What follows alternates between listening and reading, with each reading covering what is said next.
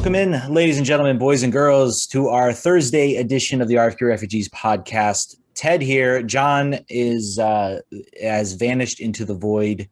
Instead, joining me is none other than DC United's eMLS player. He has a huge tournament coming up for the eMLS Cup. KingCJ, KingCJ, welcome to the show. Hello, everyone. My name is Mohammed Al Diop, and I am a professional FIFA player for DC United. Yes, you are. So let's start, man. You got the eMLS Cup coming up. Now, I know I've done a little research on how the format works. I know it's like they're different series, and then at sort of the end, there's kind of like a qualification. I think they just had sort of the last chance qualification, but you qualified right away. So how are you feeling about this is like the big tournament, right? This is like if you win this, like you're the champion of everything. Is that right? Is that how that works? Kind of, yeah. So we had two tournaments. So leading up to this eMLS Cup, we had eMLS League Series 1 and eMLS League Series 2, where basically every MLS gamer for each of the clubs are basically going against each other. Inter Miami versus DC United versus New York Red Bulls, DC United versus Colorado Rapids. We play every club, and at the end of the series, League Series 1, they basically have a standing where the top 8 is decided.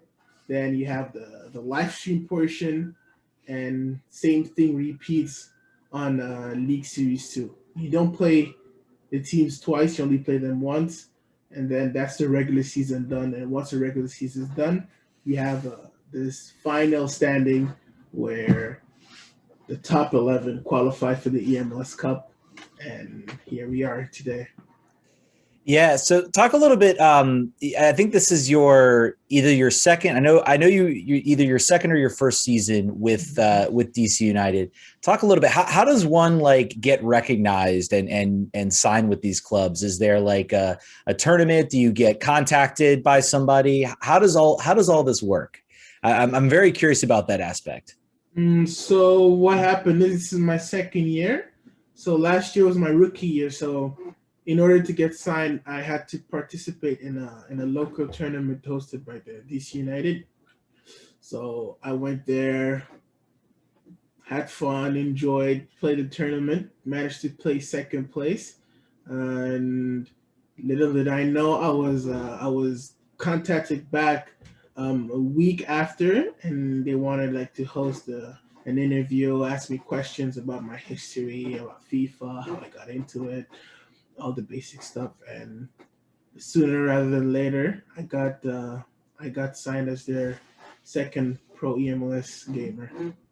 That's right. How did you get into FIFA? Was it just something you just grew up with, or what was or did you buy it one day and say, hey, I like this, let's do it? So growing up, I am an avid soccer fan. I watch it religiously. I myself support Manchester United. I watch them every single week. I don't miss a single game.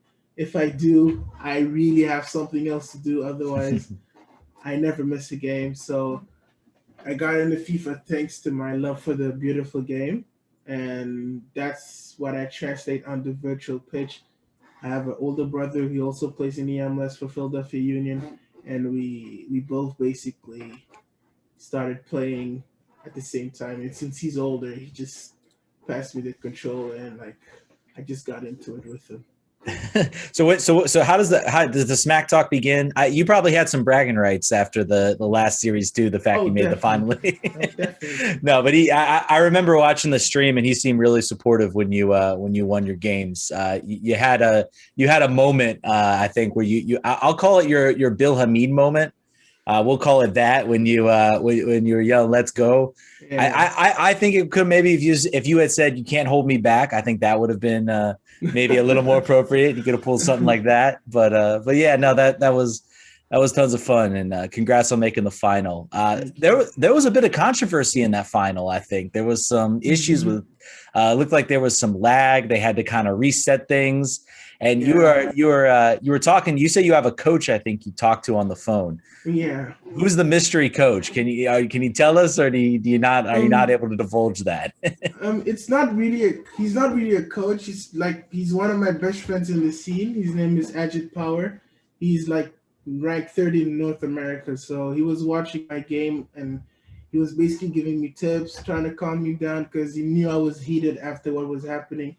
And props to him for doing that because I kind of lost my cool a bit on that situation. I mean, it's got to be right. You score a goal. I think you were behind at that point. You kind of got yourself back into the final, and Hmm. then to find out is not. It's almost like a virtual VAR ruling kind of coming. Exactly, perfectly described. Exactly. Talk a little bit about sort of the format. How maybe someone who isn't familiar I know maybe there's certain people in the generation that look at this and say, eMLS, what is this? Talk a little bit about, how does the roster construct? Is there, I watched some of the last series too. I saw a lot of similar players, but some different players. Hmm. Is it get to the point where a lot of people are using the same players? Do you see a player that's sort of listed out there and you're like, well, I can use this player to counteract them? Like, what goes into sort of constructing your roster for these tournaments? So let me go. Let me touch on the format a bit. So, like I said, every MLS team has a eMLS player, a designated eMLS player. So there's 27 teams in the league. I know there's more in real life, but there's only 27 in eMLS, and each team has a professional gamer who participates in the eMLS. So, like I said, in League Series 1, we all played our games, and at the end, we had a top 8. And that top 8 consisted of numerous players. There was the reigning EMS champ, Georgia Damo, the winner, Diddy Crislito. So a lot of household names qualified, which is understandable. And that wasn't the first time I qualified for my own broadcast. And League Series 2, the same thing, top 8, and then we went out for there. So regarding the rosters, you basically pick your roster before the tournament. So you have the choice of picking whoever you want. The rules are you need to have 5 MLS players on the pitch at all times. If you take out an MLS player, another MLS player needs to come in, and you're allowed 2 icons, whether that's Ronaldo Nazario, the Brazilian striker, Ruud Gullit, Patrick Vieira, whoever you choose, and the rest is like the regular players, like the Neymar, the Cristiano Ronaldo's, the Mbappe's, and all that stuff. So most people go for the same players, the best player in the game. For me is R9, Hullet, Vieira. So you normally face one of those in the team, and then the MLS players are the same. The best cards available in MLS this year on FIFA 21 are obviously Opara, Ike Opara, Aaron Long, Lima, Dos Santos, Dam. Those are the players that are like the highest rated. Of course, I would like to use the DC United players if they got like release special cards, but if I was to use them, I would be at a disadvantage to my competitors. I gotta admit that's probably got to be a hard thing, I guess, considering the position of the league, Mm-hmm. and I know a little bit about how those ultimate team card works. So, I Mm-hmm. mean, these aren't rosters you build. You're sort of given these. You can sort of pick it, and I guess you get Mm-hmm. like special permission. You don't have to spend Yep. millions of FIFA points to Yep. buy the Indeed. cards. Indeed. The players are already there. You just pick your team and go on and play. Simple as that. So how many hours do you log in FIFA? If you had to put a number on it, what's the time? What's the amount of time? Um, if I put a number on it, I balance between. I'm a full time student at the same time I play FIFA. So when I'm done with class, I try to like clock in and play a few games versus other pros in the US, just in order like to keep my level, practice. Keep those finger warm, like they say.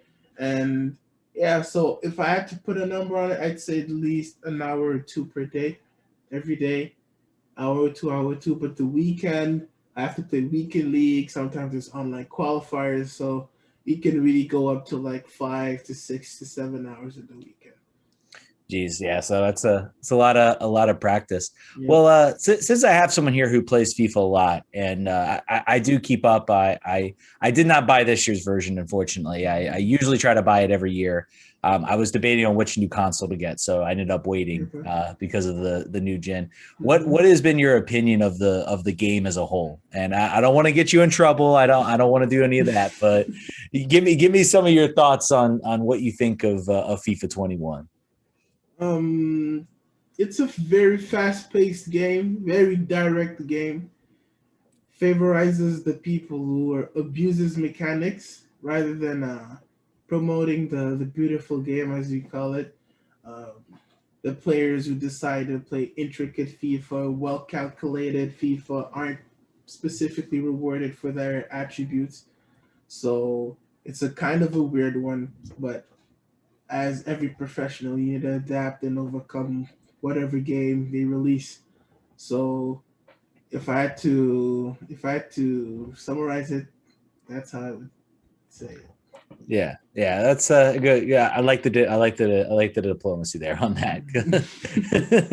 I'm still mad. Like career mode for FIFA for MLS is Mm-hmm. so like bad. I hate it. It's like I Yeah. wish that they could just get the rules right because I'm Mm-hmm. like I feel like I'm just managing like a championship club in MLS. Basically, is like how it works. I'm like, That's true. give me the general allocation money. Allow me to trade allow me to trade for allocation spots. I want to do like a game where all I do is I just trade for Pretty draft picks outstanding. and allocation money. I just swap allocation money. Don't do Mm-hmm. any players. So um, That would be nice. They would like a specific mode where you follow exactly the MLS rules, trading players, the draft. That would be something interesting to see, honestly. yeah, man, it's realism. It's realism. Mm-hmm. It's something I've always been frustrated with FIFA, but overall, still an incredibly fun game. So I want to talk a little bit your sort of your strategy going in. Like what type of style? I know you said a lot of people use the same rosters. Mm-hmm. I know they were talking sort of. It seemed like during the last league too, you kind of switched up your strategies a little bit from like game to game. Is there a like? Do you look at like who the opposing player is? Do you make changes on the fly? How do you try to count? Like what do you view when you're going against the opponent? How do you counteract?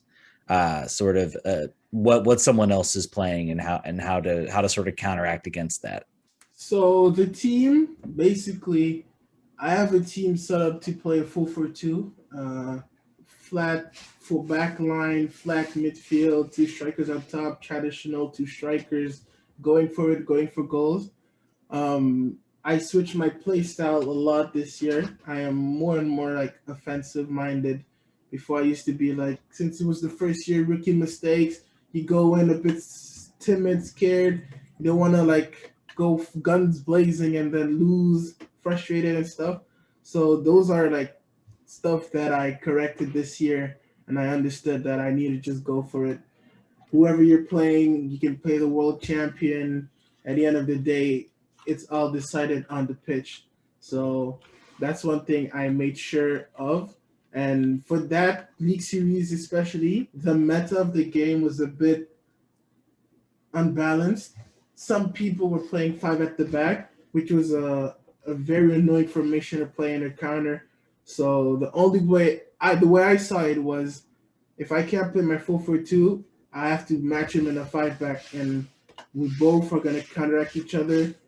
We both have the same formation, and I think that at the end of the day, the best player is gonna win when they use the same formation. That's what I truly believe. What do you think sort of your future? I mean, do you see yourself like just keeping this up for like the rest of your life, or I mean, what do you sort of see as the future of sort of on of esports gaming? It's becoming a fast trend, and leagues are jumping on it, all over the world. So I see no reason why. I remember there was just like the Club World Cup, and that was it, or the eWorld Cup or whatever they had. That's all they had, and it was like a tournament hosted by FIFA, and it's grown into this massive operation. So what do you sort of see as sort of the future of esports gaming? Honestly, from here, you'd say that FIFA's only going to keep growing and growing. There's a lot of youngsters coming in, talented youngsters, absolutely incredible at the game. So you'd only guess that more and more people are going to get into it. There'll be more money involved, a lot more at stake. So you just see a straight path like going to the sky, as they say, and you do not see it slowing down anytime soon. Are you excited once the I know the pandemic, they used to do the tournaments kind of like with a huge group of people with, I think they had events. It was quite a show. Now it's all virtual.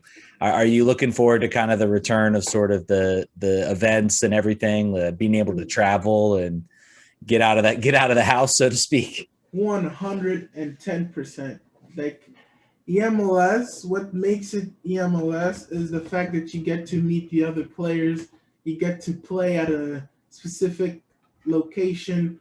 Like last year, we played it in Portland and in Philadelphia. We went to the Portland Stadium. We played on the Portland field, which is an experience that not everyone gets to experience. So those are the type of chances you get, lifetime opportunities, as not everyone gets to play on that pitch. So 100%, I would love it to go back to the way it was, because meeting everyone is just a lot more fun than sitting in your own room and focusing. I gotta ask. So I'm going a little off the rails here, but you got your is your brother participate? I didn't look to see if your brother was participating in the MLS Cup. He is. He is. So who's going to have the upper hand if you all meet? How do y'all work that out as far as who? Fun fact is, I started in the quarterfinal, and if he wins his first game, we meet in the quarterfinal. So if he wins his first game versus LA Galaxy, I'm gonna have to play him in the quarterfinals.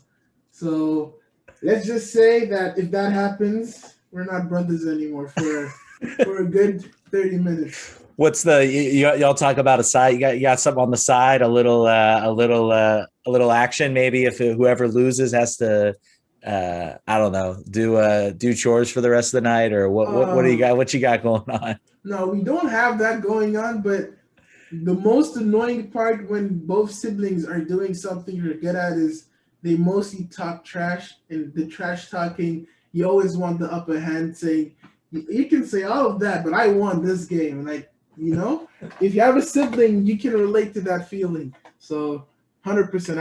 I just want to keep it going. I just want to bring the cup home back to the district. That's what I want, and I am dedicated to do that.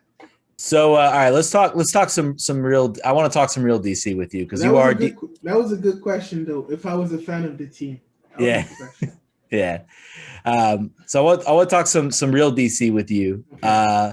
We got the season coming up. I know you pay attention. You watch the game a lot. Are you feeling the Hernan Losada? Are you feeling him as a coach, or what do you think so far about this upcoming season? I'm excited. I'm excited because Ben Olsen's been there for a minute. It didn't work out for him, unfortunately. A club legend, of course. And now we have this new face, this new brand, if I can say, where we have an overseas coach coming in. No one really knows what he has in the back pocket, so we kind of have that X factor, and I'm really looking forward to see what he has to bring. Who's your player you're going to be watching this year from DC? Player I'm going to be watching? I mean, there's a lot of new faces, but I am saying this year is going to be the biggest year for my boy Kevin Paredes. He's going to tear it up. He's going to tear it up. Watch this space. Watch this space. All right, we will certainly. All right. I always like you call you KingCJ or Muhammad. I guess I will. You can go any. Just go ahead, whatever you're comfortable with. Okay. Whatever. All right. All right, Muhammad. Thank you so much for joining us. Best of luck. Tell people, like, I know you've got a Twitch channel, you've got Twitter. Tell people where they can find you if they wanna learn how to be a pro like you. So I'll occasionally stream on Twitch. So you can catch me on twitch.tv/KingCJ0 _. And my on Twitter and Instagram are the same. It's at KingCJ0. And if you have any questions, make sure to send them my way because I see most DMs. So just send them my way and I'll gladly answer your questions. We might have to set up a FIFA match. You probably beat me and John pretty badly, but that might be some content we explore in the future. Definitely. It would be interesting. It would definitely be interesting. It would be interesting. You'd probably beat us like 6-7-1. I would be like, I keep it polite. He says that now. All right. Thank you so much for joining us. Stick around, everybody. John has a special interview with Greg Roach from DC 101. You don't want to miss that coming up. You're listening to the RFK Refugees podcast.